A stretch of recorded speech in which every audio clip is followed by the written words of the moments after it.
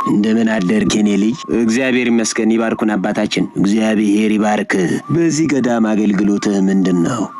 ያው በገዳሙ አስጎብኝ ነኝ አባቴ። ስለ ደብራችንና ስለ ገዳማዊት ለሰዎች እነግራለሁ። በተጨማሪም ምንም ይሁን ምን ካህናቱ ያዘዙኝን በአበምኔቱ ፈቃድ እፈጽማለሁ። መልካም። እንግዲያውስ ነገ ወደ መቃብር ቦታው ትሄዳለህ? እሺ በሚገባ። ይባርኩን አባታችን። እግዚአብሔር ይባርካችሁ። እናም የሚቀበር አስከሬን ወደ ቦታው እንደመጣም በጣም ጸያፍ የሆኑ ቃላትን ተጠቅመ የሞተውን ሰው መሳደብ ጀምር። እሺ። ምን ማለት ነው? ማቹላ አንቋሽው? ማቹልስ ደው ማንቋሸሽ፣ መሳደብ እንደፈለክ ጥራው፣ ብቻ አእምሮ ላይ የመጣውን ተናገረው። ከምሮት ነው አባ። ይህ እንዴት ይሆናል? እግዚአብሔር ይከተልህ አባ። ግን እኮ እንዴ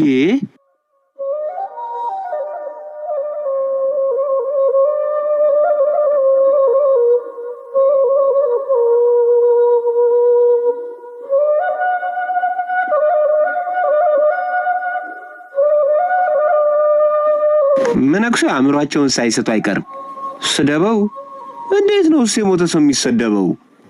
እንዲህ ያለ እብድ ትእዛዝ የሚቀበለው እኔ ምንድን ነኝ? ሞኝ ነኝ እንዴ? ወይስ አእምሮ በሽተኛ? አበምኔቱም ያው ናቸው።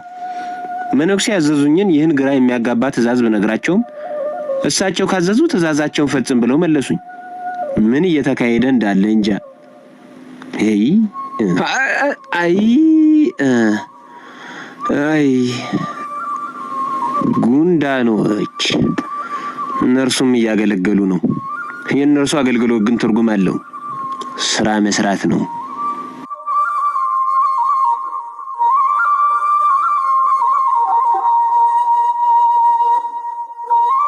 ምን ነበር እንደናንተ በሆንኩ።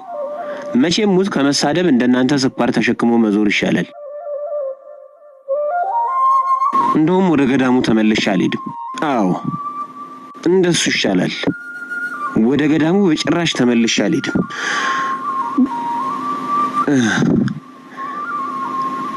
ግን ደግሞ ለነሳ አባቴ ምን እላቸዋለሁ?